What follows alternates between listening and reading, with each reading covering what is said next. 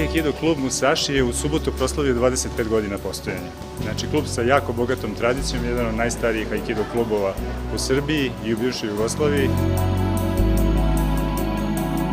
Kao što ste mogli da vidite na treningu, vežbaju i deca od 3 po 4 godine do starijih koji već su jako poznim godinama, jer veština nema limit, divna je, fluidna je, elegantna, graciozna i pre svega ide na to da ne savlada napadača, nego da iskoristi njegovu snagu.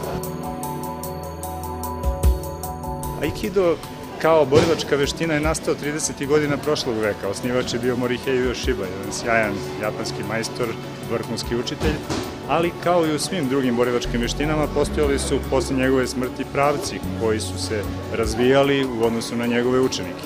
Jedan od njegovih najboljih, ako ne i najbolji učenik, je bio Koichi Tohei, koji je osnovao Ki Aikido sa idejom jedinstva uma i tela. Sad to možda zvuči ovako pomalo apstraktno, ali je neka logika da naš um pokreće naše telo i dok god to radimo i izvodimo skladno i u tehničkom smislu, imamo šanse da znači sa potencijalnim protivnikom radimo na jedan lep i harmoničan način. Pretpostavljam da ste videli da radimo neagresivno, da nema tendencije nekoga savladati, nego da jednostavno je koncept postaviti čoveka u poziciju da se obesmisli njegov napad.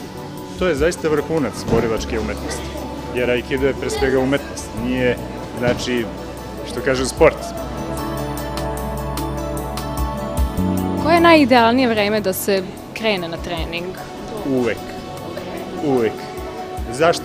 Pozitivna energija, divno okruženje, sjajni ljudi, sjajni instruktori i ono što je najvažnije, deca stiču samopouzdanje, odrasli popravljaju svoj stav, mentalni i fizički, napreduje se celog života i tu nema kraja.